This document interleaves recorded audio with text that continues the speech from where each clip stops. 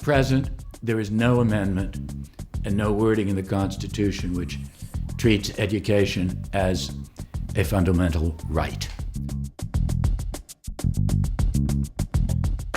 Thurgood Marshall and the people who succeeded in this historic unanimous Brown versus Board of Education decision in 1954, they imagined that this would open a lot of doors and change things rather rapidly.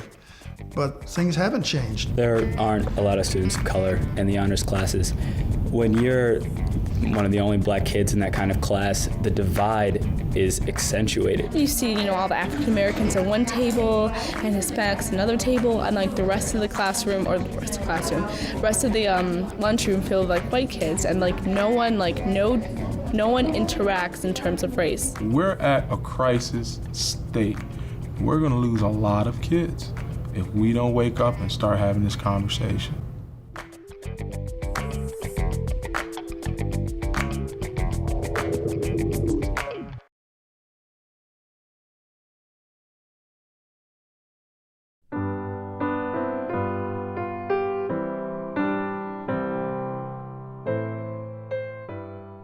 In the period of reconciliation and optimism that followed the American Civil War, sweeping new amendments to the U.S. Constitution would forever abolish slavery, guarantee the equal protection of all citizens under the law, and grant African American men the right to vote. During this period, newly emancipated slaves were openly encouraged to learn, but the pursuit of literacy as a means to freedom was long understood in slave culture. Almost as a whole, this population knew that if they were going to get someplace, they had to read, they had to write, they had to figure, they had to have the basics of an education.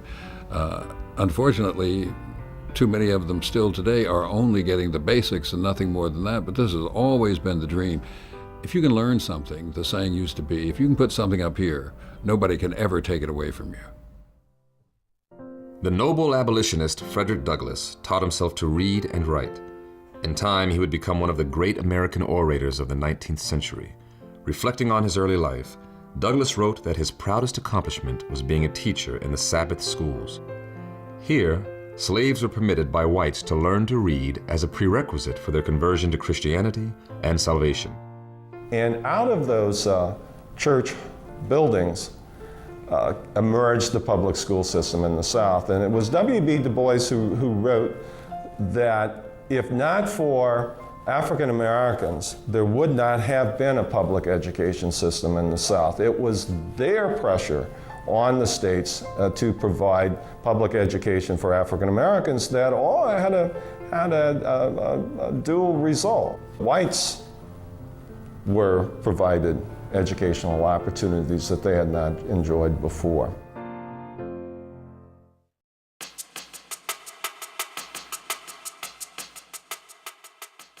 In 1896, in its landmark ruling in the case Plessy versus Ferguson, the United States Supreme Court affirmed the doctrine of separate but equal. Enshrined in law, the precedent would stand until the mid-20th century.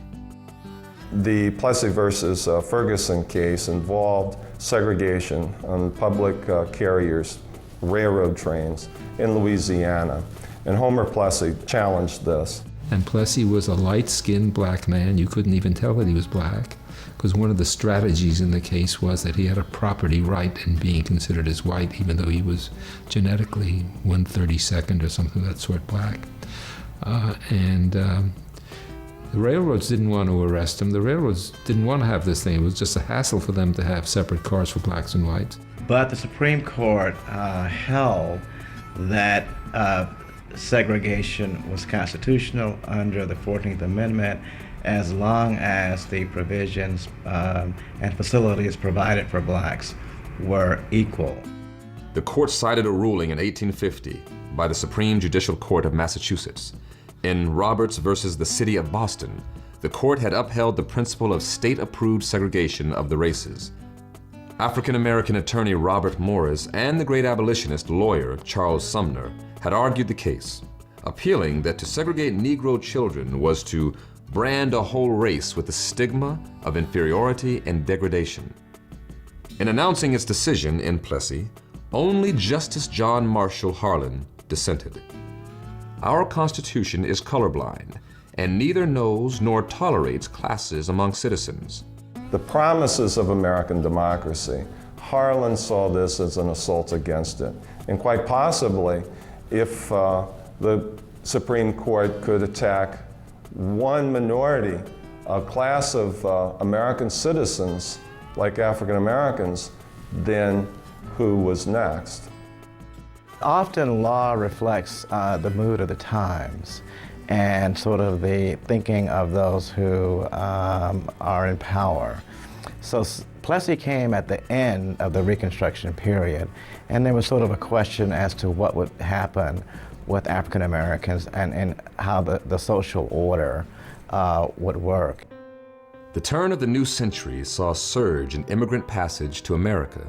Thousands, eventually millions of them came, following the torch to freedom. Many would encounter cruel prejudice and open hostility. Sickness, poverty, and hardship would become a routine part of life in this great melting pot. For African Americans whose families had been here for generations, life in the agrarian South was little better. Disproportionate poverty and a system that was fiercely separate and anything but equal relegated the majority of Southern Black Americans to the rank of second-class citizen. And this is the way in which persons of African descent lived, trying to determine how they would make their lives and freedom meaningful to themselves and to the community, and rear their children and seek to provide a way in which there might be hope for a better future. This is the kind of nation into which Charles Houston was born, a nation that actually supported white supremacy. Despairing of ever realizing the promise of true freedom, millions would eventually join in a great migration to the North. Here, there would be jobs and opportunity for education and achievement. Here, they would go head-to-head with a largely white immigrant population, also willing to work for survival wages.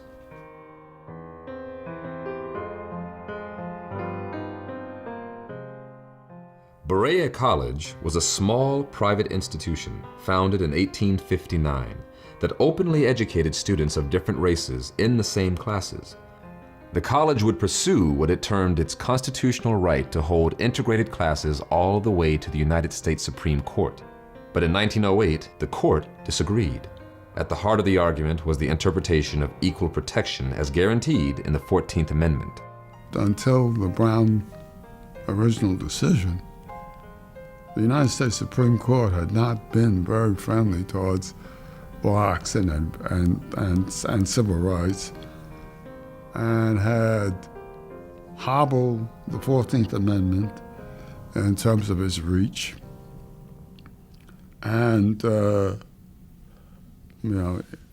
made the Privileges and Immunities Clause useless, that letter. And until Brown, the 14th Amendment had been a more benefit to corporate for expansion of corporate power. By this time, educated black leadership in the North was taking a stand. Mary Church Terrell and Ida Wells Barnett had merged interests to form the National Association of Colored Women. Barnett had formerly published a groundbreaking study of lynching. W.E.B. Du Bois, William Monroe Trotter, and others collaborated to create the Niagara Movement. Though short-lived, it laid the foundation for the formation of the National Association for the Advancement of Colored People. The Negro race, like all races, wrote Du Bois, is going to be saved by its exceptional men. The problem of education, then, among Negroes, must first deal with the talented 10th. So the NAACP, with those persons, soon brought into the organization by The Crisis, which W.B. Du Bois edited, was a group of younger and very interested African Americans who wanted to, in a more direct way, address the plight of African American communities. By this time, Plessy had become nothing less than a sacred cow. Sidestepping the issue of equal protection as it pertained to public education, the court in 1927 unanimously refused to admit a Chinese child, considered colored, to a white school in Mississippi.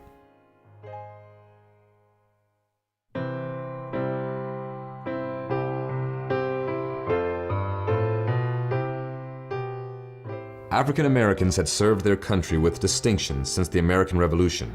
By the end of the First World War, nearly 200,000 black American soldiers had served in Europe. Among them was an elite corps of colored officers that included a young professor from Howard University named Charles Hamilton Houston. Houston and his colleagues had formed the Central Committee of Negro College Men to press the War Department for an officers' training camp so that they might with honor lead black troops who were drafted to serve.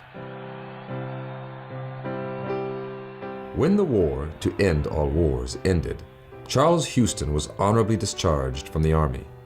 In 1919, he traveled home to Washington, bitter from the prejudice he encountered upon his return to the U.S. Houston entered Harvard Law School, and within a few short years would return to Washington and transform Howard University Law School as dean. Later, he would lay the groundwork for the strategy that would bring to an end the practice of legal segregation in American public education.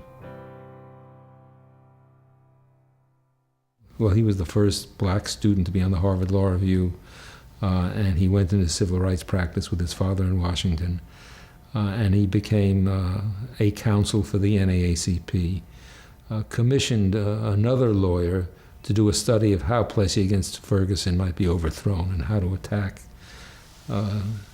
segregation in schools and the inferior education that black students were getting.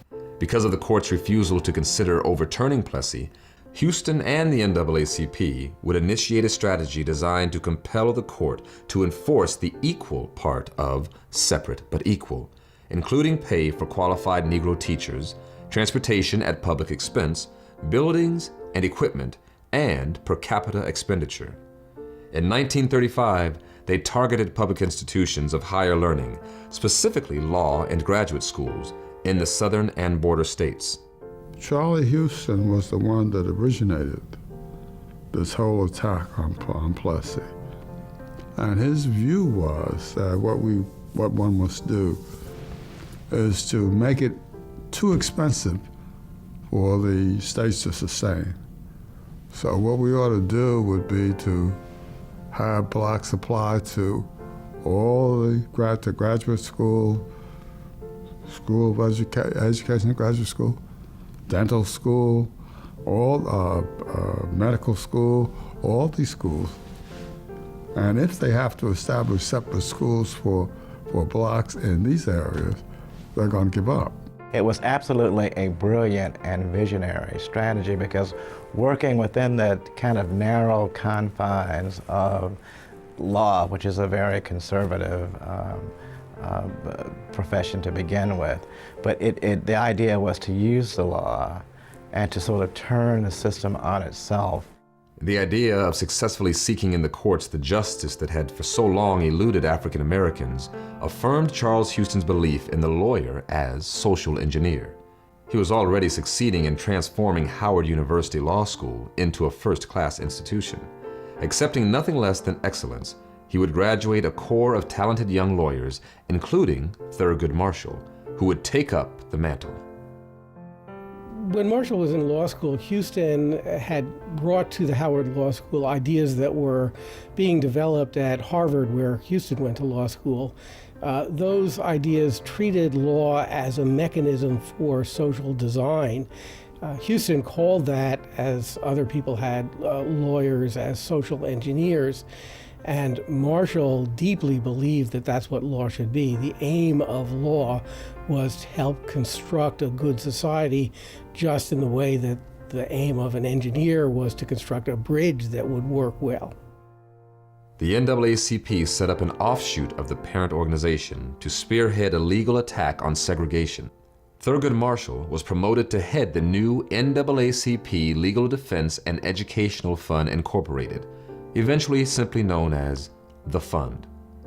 In this capacity, he would travel around the country until the early 1950s, promoting its mission and earning the title Mr. Civil Rights. As happened with many young African Americans interested in law, he read the Constitution. It said equal protection of the law. He looked around at what was going on in his life and said, something's wrong here. By this time, graduate students Kenneth and Mamie Clark began to publish findings on what would become the life's work of the eminent African American psychologists. The effects of race on the self-identity of black children would also become a cornerstone of the Brown argument. When you say to a group of people, you can't be with us, you're not as good as we are, you can't be with us because of how you look, how you dress, how you talk, whatever the things are, that's a very negative message. There's no question that young children, if they are exposed to negative messages about themselves, about what they look like, what their skin color, their hair texture, those kinds of messages convey something that can be damaging to self-esteem. We want our children to feel good about what they look like, what they sound like. We want them to see their potential as unlimited, and the only way they will get that message is if it's being conveyed directly. As the U.S. was drawn into the Second World War, it was not lost on African Americans that they did not yet enjoy the rights for which they would again be fighting and dying. Black service units were routinely segregated. On the home front, combating racism and labor practices, including defense plants, became a focus of the NAACP. During the war, Kenneth Clark worked on a Carnegie Corporation study of the American Negro headed by Swedish economist Gunnar Myrdal. Myrdal suggested that the NAACP could indeed mount a successful legal campaign to end school segregation. Well, 1944, Swedish sociologist Gunnar Myrdal wrote a book called The American Dilemma, and the dilemma, he said, was the difference between America's promise and America's practice. It was true in 44. It's true in 2003, 2004. I hope it's not going to be true forever. I think we've made some small moves toward eliminating the difference between promise and practice, but they've not been enough, they've not been sufficient, there's still a whole lot more to do. The war experience galvanized African American veterans. I spent 4 years in the Army to free a bunch of Dutchmen and Frenchmen, said one corporal. And I'm hanged if I'm going to let the Alabama version of the Germans kick me around when I get home. I went into the Army a nigger. I'm coming out a man. When I came out of the Army, I was ready. I was a radicalized individual that reached the point that race and racism in the society was evil and had to be fought. And that's, and I've felt that. I guess that's been the aim of my life. With the intervention of the war, we also begin to see a rise in radicalism. We will begin to see the Cold War and internationalism and the eyes of the world coming on the United States as well. So that by 1948, when they get to the next set of cases where they want to talk about what equality entails, they are dealing with the Ada Lewis Sipwell case in 1948 in Oklahoma. And in that instance, they say that you not only have to provide this education to the student in a way that purports to have some equality, but you have to do this at the same time as you do for white students. On July 26, 1948, President Truman issued an executive order abolishing segregation in the armed forces and ordering full integration of all the services. That same year, South Carolina Governor Strom Thurmond challenged Truman's bid for a second term, creating the States' Rights Democratic Party. The Dixiecrats managed to win Alabama, Louisiana, Mississippi, and Thurmond's home state of South Carolina, energizing racist hate groups. One of the reasons that the South, or lots of people in the South, wanted to maintain segregation was they were horrified of the possibility of black men and white women going to school together, which would, of course, happen if high schools and elementary schools are segregated. But not many women went to graduate and professional school in those days, so there was not much of a likelihood of that sort of thing happening. Heman Sweat, a mailman from Houston, had been rejected in his bid for admission to the law school at the University of Texas. In a mock attempt at providing equal facilities, the state created a poorly equipped law school for black applicants in a basement near the campus. Sweat fought back, even in the face of friend of the court briefs filed by 11 southern and border states. In 1950, Marshall argued and won Sweat's case before a packed Supreme Court chamber. The court unanimously held that it could not find substantial equality in the educational facilities offered white and Negro law students by the state of Texas. Harassed and threatened by whites, Heman Sweat became ill and eventually dropped out. We thought that enforced segregation was the primary evil. Eliminate that, and the racial problem would be solved. Of course, we were naive about that, but that's what we felt. Deciding in another case that same day, the court upheld the right of doctoral student George McLaurin to pursue his degree at the all-white University of Oklahoma. A 68-year-old school teacher when he first applied, McLaurin had been grudgingly admitted in a humiliating arrangement that enabled him to audit classes from a segregated alcove. The court ruled that the arrangement impaired and inhibited McLaurin's ability to learn his profession. And the question was, if the separate but equal doctrine, when the equal part is now met, if that is illegal and can't stand, then segregation must go. And that was why I felt that McLaurin was a key for us. The courts made the point that part of a legal education, and indeed education in any other graduate discipline, is who you go to school with, what your classmates are like. These are people with whom you develop relationships that are going to last all your life. That in the case of lawyers, the prosecutors, the judges, the jurors are going to be from the majority community, and they're whites, and you're going to be cut off from any contact with them going to school. And therefore, the court didn't say so, but implicit in it, and ultimately that implication was carried out in the Brown case, segregation itself was unconstitutional. And Marshall understood immediately that what he could do next was use the idea of inequality with respect to these intangibles to deal with elementary and secondary education. Legal Defense Fund team members Jack Greenberg and Lewis Redding were also in court. Lewis Redding, who was a lawyer here in Delaware, who was the only black lawyer in the state from 1929 to 1946. Asked Thurgood for some help in this case, and he sent me down. I got to meet Lou, and we worked together on it. His father had gone to Howard University, and his father was a postman, a mailman in Wilmington. His father wanted his son to become the first black lawyer in Delaware and fight for civil rights.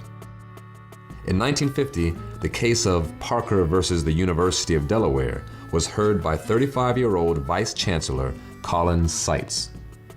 Seitz found facilities at the Delaware State College for Negroes grossly inferior and ordered Mr. Parker and the other Negro plaintiffs admitted to the white university. How can we say we deeply revere the principles of our Declaration and our Constitution, Seitz asked, and yet refuse to recognize those principles when they are to be applied to the American Negro in a down-to-earth fashion? And the Parker case here was the first case to go step one level down to the college level. Within 2 years, now Chancellor Seitz would order Delaware public schools to admit Negro students Shirley Beulah and Ethel Belton in the lone case brought by the fund to receive relief at the state level. Houston was ill by this time. He had been working tirelessly on a number of issues that had to do with the plight of African Americans because he was concerned about what he called elemental justice and reaching elemental justice by virtue of having racial justice.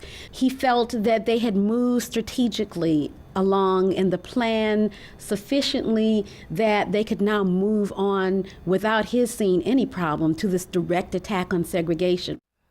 As Marshall and the fund developed a strategy for directly assaulting segregation, social scientists Kenneth and Mamie Clark continued working to pinpoint the nature and development of the damage caused by racism. I saw Kenneth, and I told him what we were planning to do, what we needed to do, and that what we were trying to find was a key to show the racial impact on black children. Using investigative techniques shared by researchers Marian Radke and Helen Traeger, the Clarks conducted doll tests in which children of both races were presented with dolls cast from the same mold in every respect, except that one was brown and the other white. Show me the doll that looks like a white child. Show me the doll that looks like a colored child. Show me the doll you like best. That is a nice color. The results were appallingly clear. The majority of children of both races attributed positive aspects to and preferred the white dolls.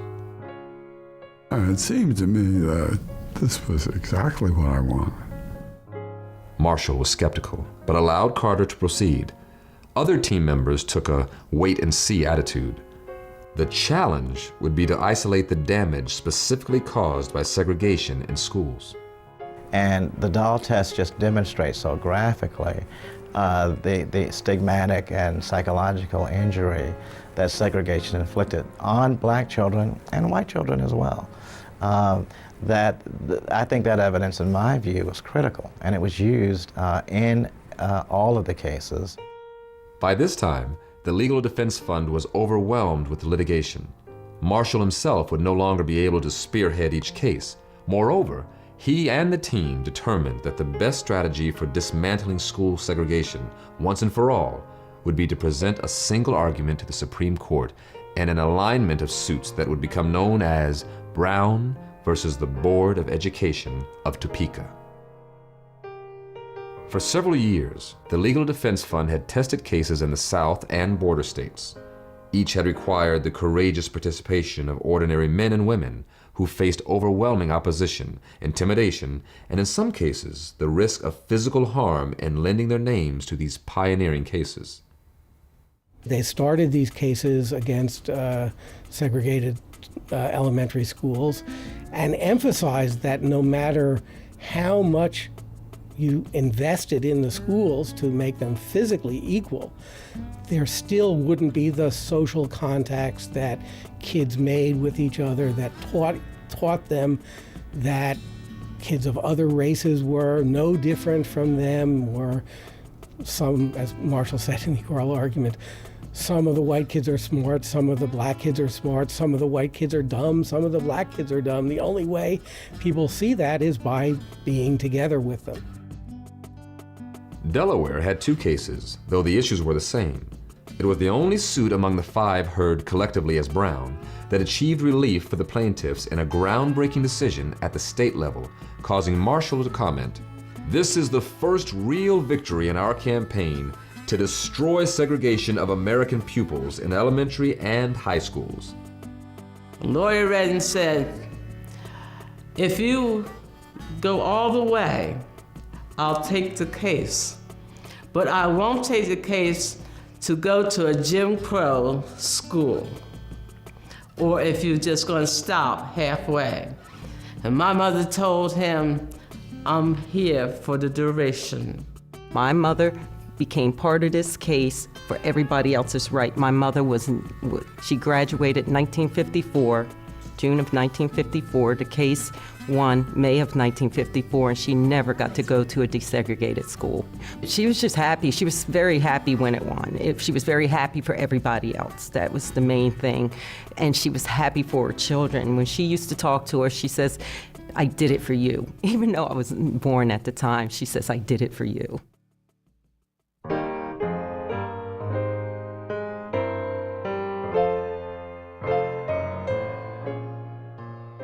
By the summer of 1953, the Republican president, Dwight Eisenhower, was well into his first term in office. The Cold War was escalating, and McCarthyism was making its way into the national vocabulary.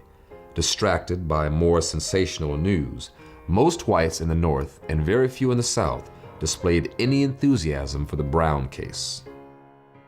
Marshall faced a formidable adversary in the aged but still impassioned John W. Davis, who had been the Democratic candidate for president in 1924. 80 and eloquent, Davis led the opposition, asserting that there was no basis for the claim that the 14th Amendment included the school question. Marshall held his ground. No less a master presenter, he and his elite corps of lawyers from the NAACP Legal Defense and Educational Fund argued the facts and presented expert testimony before a crowded Supreme Court chamber. He argued that the South was guilty of an inherent determination that the people who were formerly in slavery, regardless of anything else, shall be kept as near that stage as is possible. And now is the time, we submit, that this court should make it clear that that is not what our Constitution stands for. Following the arguments, the 9 justices deliberated independently and in conference, asking for response to 5 key questions. In June of 1953, the court restored the segregation cases to its docket. At the center was the history of the 14th Amendment and whether it was intended to address segregation in education. I think that if they'd been forced to take a vote the first time around, there would have been a majority to overrule Plessy and to strike segregation down. But nobody was forcing them to take a vote. Vinson, who was the leader of the court, was not going to do it. On September 8, 1953, an auspicious event occurred when conservative Chief Justice Fred M. Vinson, who had led the court for 3 terms, died unexpectedly of a heart attack.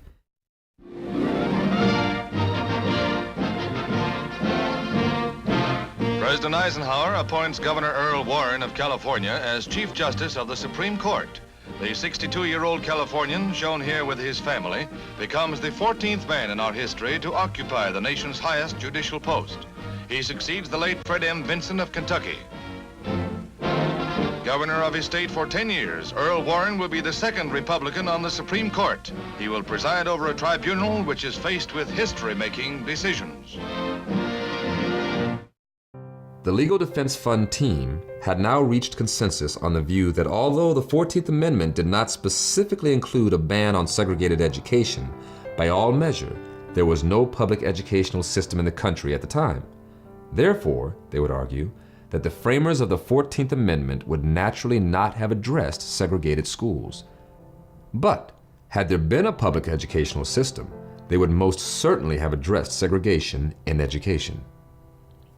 The court agreed, stating that historical precedent in the case of education was irrelevant to the present-day demands that required equal access to quality education in order to succeed in the contemporary world. Warren was vigorously in favor of overruling Plessy, or at least finding school segregation unconstitutional. And when he got to the court, that sort of tipped the balance decisively, and it was one of the phenomenon was once you had a majority in favor of it, the people who had been reluctant lost their ambivalence and signed on. On May 17, 1954, the court announced a unanimous decision in favor of the plaintiffs.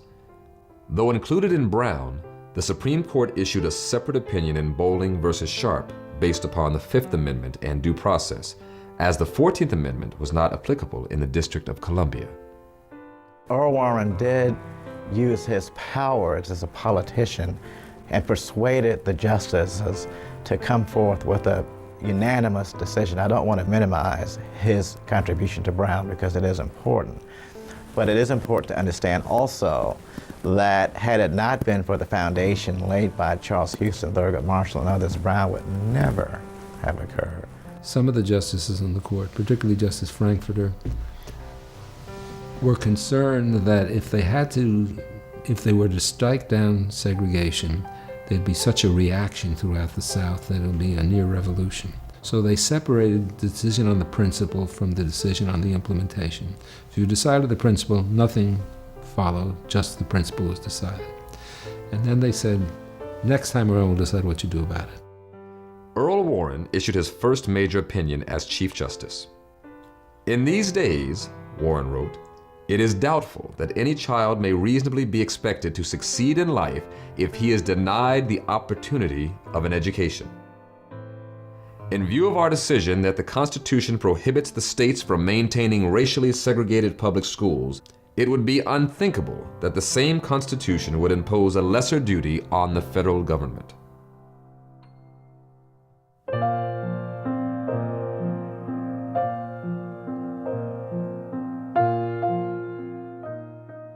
For the most part, news of the decision generated a renewed optimism throughout the African American community.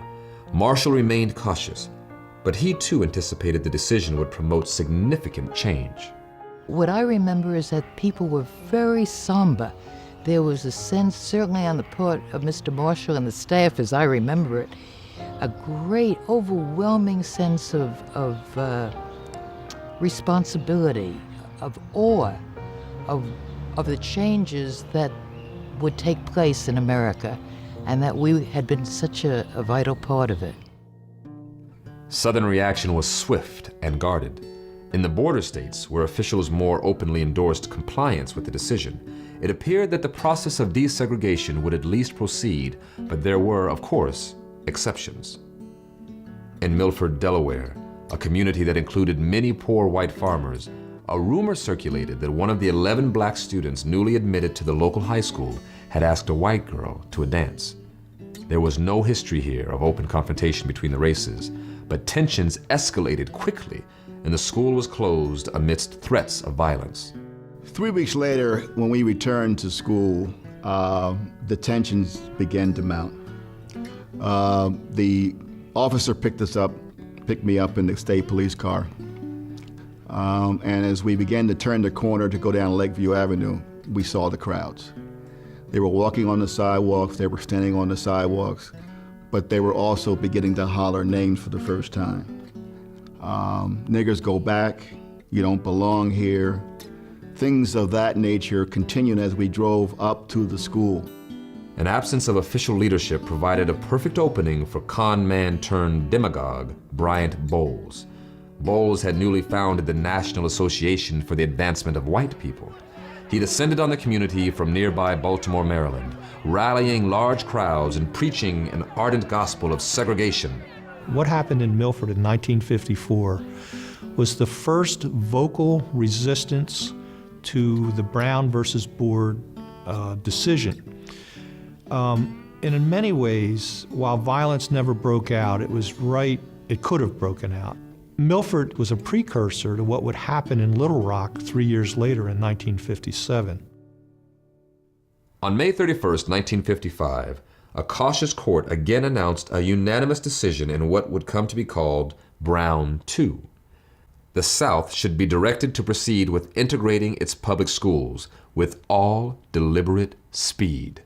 The all deliberate speed language was deliberately ambiguous to give the South time to sort of accept this idea and to remand or send the cases back to the local judges who could then supervise the desegregation process. We were dismayed because we clearly understood that this was an invitation to resistance to desegregation, this was an invitation to violence, and that desegregation of schools would be least effective rather than most effective. I don't believe that they anticipated the reaction that occurred in the South with the era of massive resistance and the violence and the foot dragging that ensued, so that for the next 15 years, absolutely nothing happened. I think we'd have to go through the same fight if they had said immediate relief.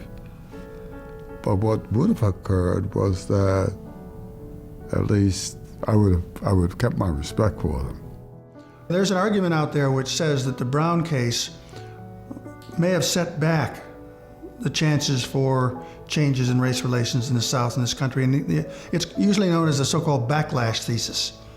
And so the argument goes, if somehow or other Thurgood Marshall and others had started by aiming primarily at, let's say, transportation or public employment, that the South would have been more receptive, and you would have had a gradual development of desegregation in the late 50s, early 60s, whenever, and that the schools could ultimately follow in the wake of these other developments.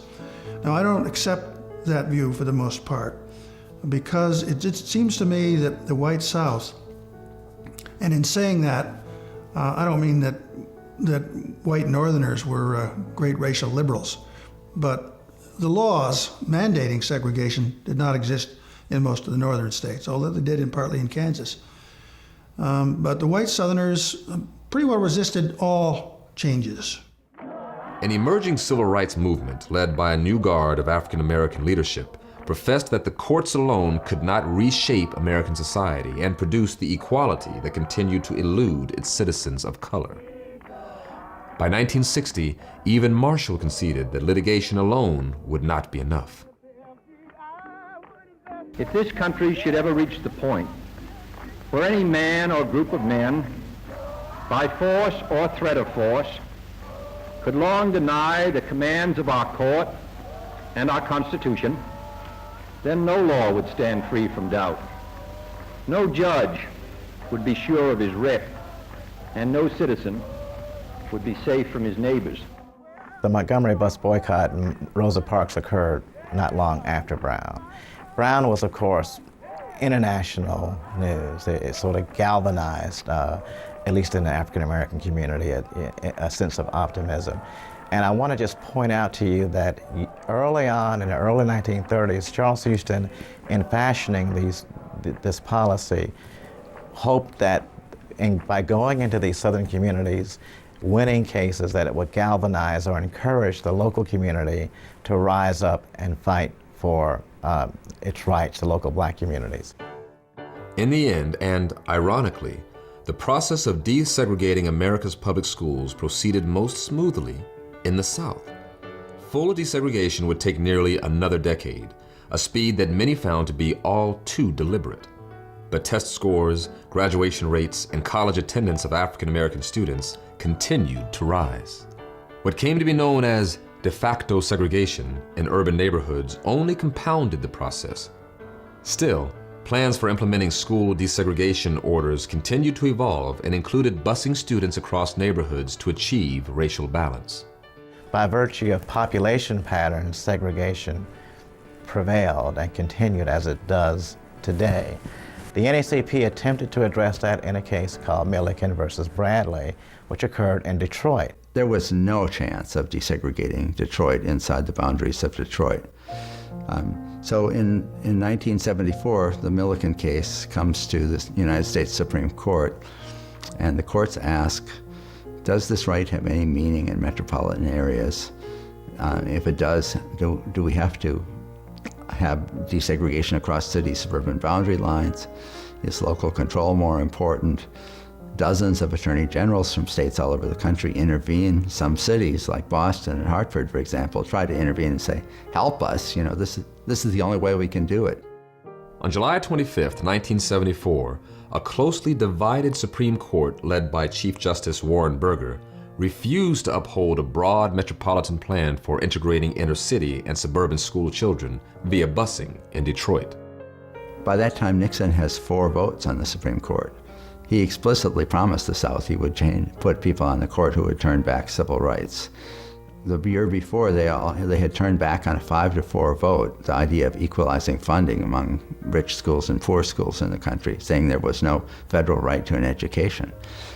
In the Milliken case, they say it's more important to have autonomy of the suburbs, and local control is the basic fact of American life. And that's more important than the 14th Amendment, the equal protection of the laws for African Americans. In his dissenting opinion, now Supreme Court Justice Thurgood Marshall wrote, "Our nation, I fear, will be ill-served by the court's refusal to remedy separate and unequal education, for unless our children begin to learn together, there is little hope that our people will ever learn to live together." In 2003, The NAACP Legal Defense and Educational Fund Incorporated won a victory in the Supreme Court when the justices upheld the use of race in admissions policies at the University of Michigan Law School.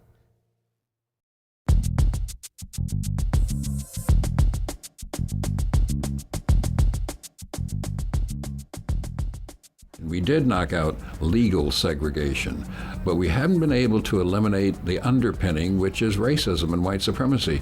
And we confuse the two. They're not the same. Segregation is one thing, racism is another. They're not the same. Easy to attack the one, difficult, proven almost impossible to attack the other.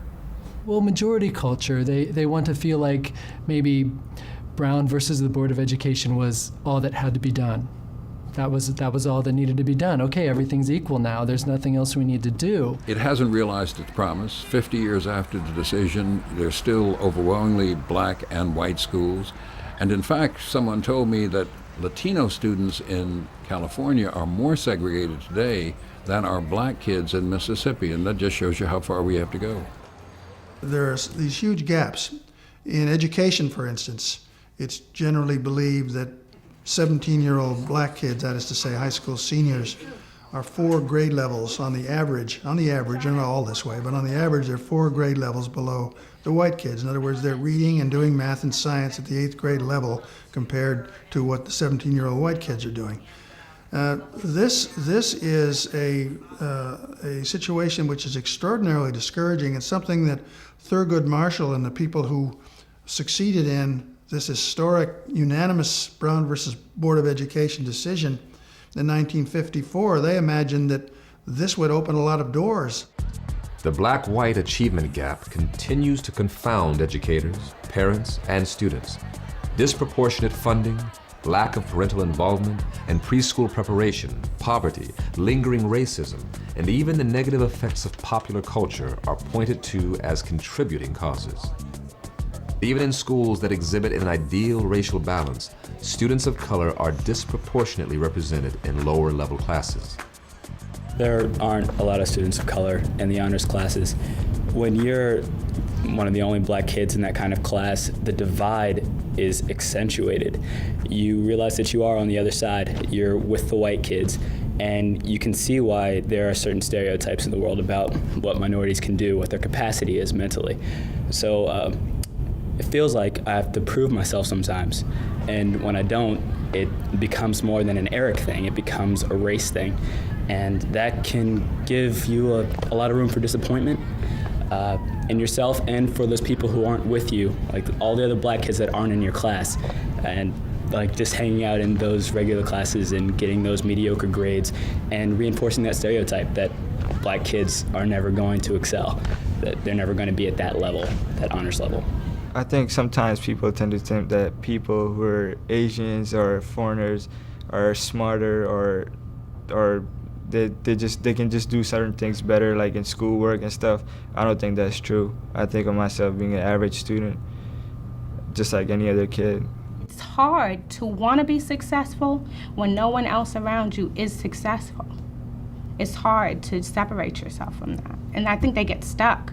If you struggled and when you were younger in school, you're already determined to be bad. You're considered bad if you can't do the work, and it seems easier to just fall back and just not do nothing and not care, because now it doesn't affect you. You feel as though that there's no hurt. But if you try your best and then they tell you failed, then you feel kind of bad. You feel like I'm not worth nothing.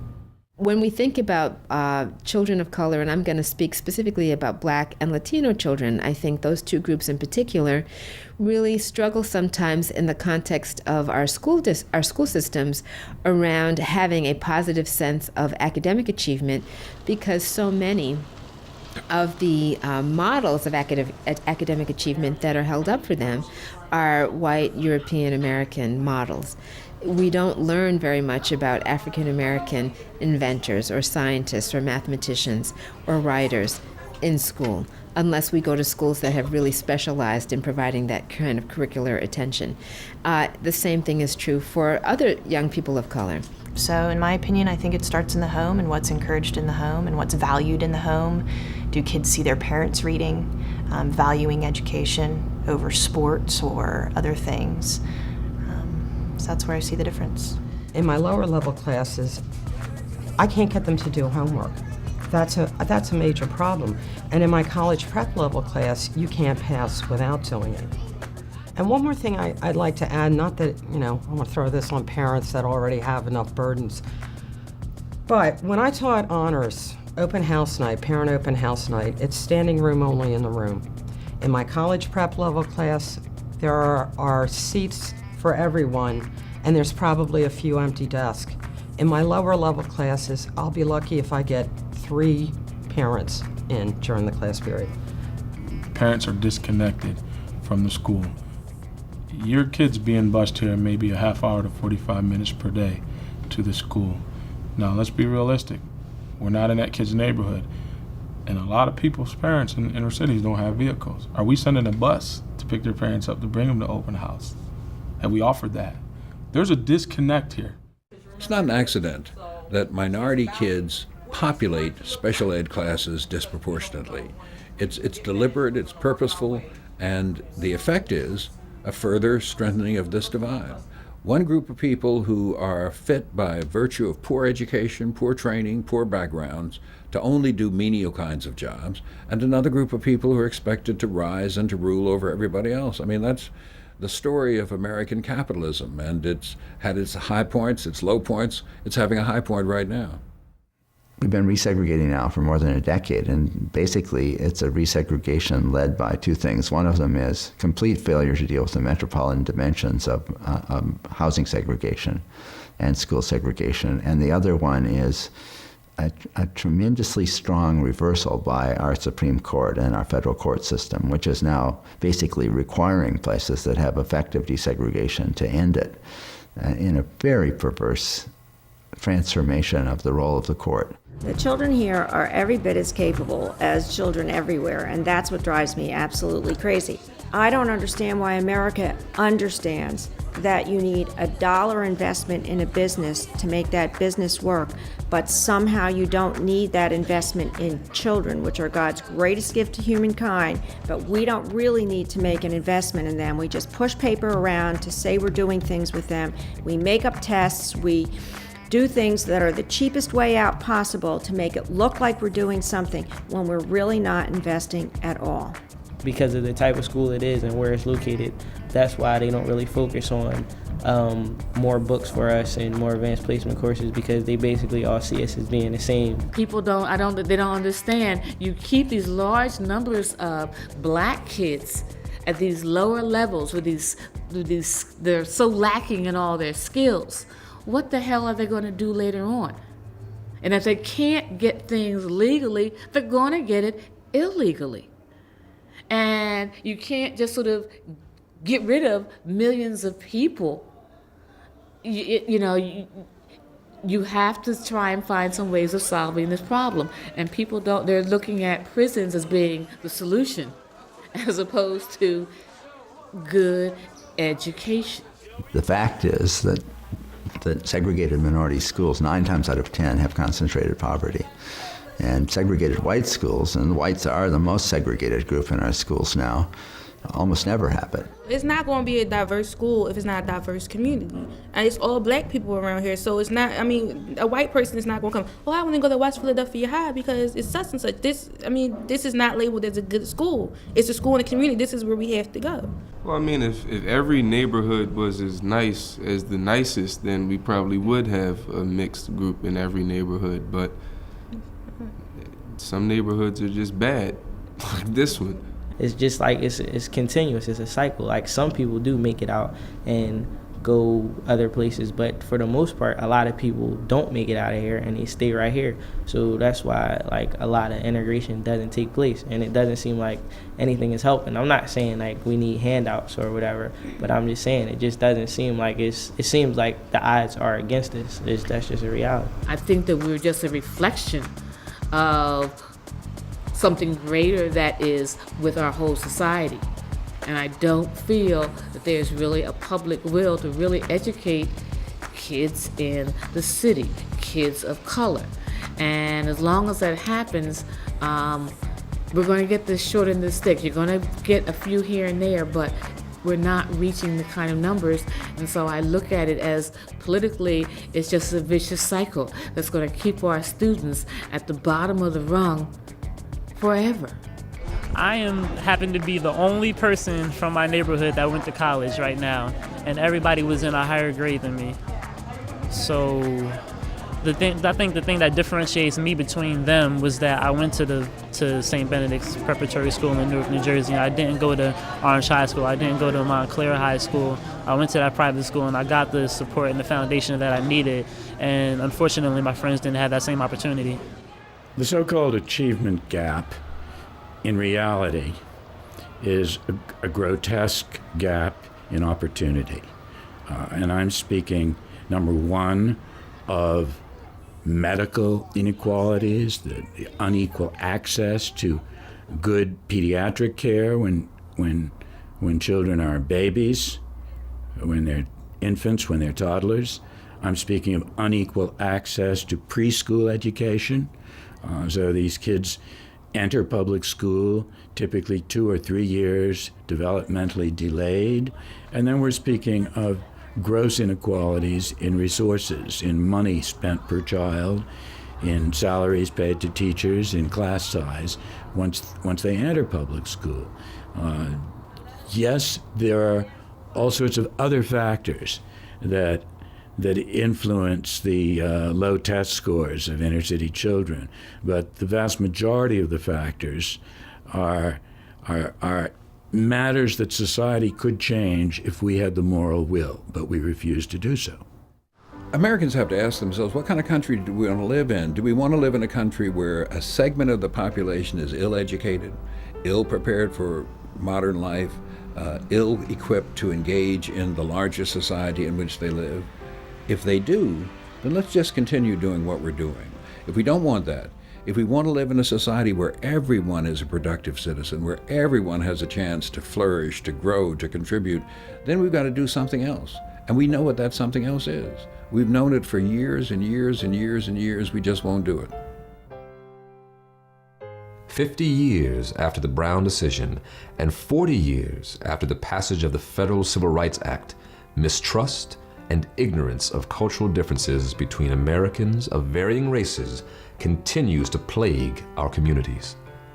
Perhaps it is also what prevents more of us from reaching potential.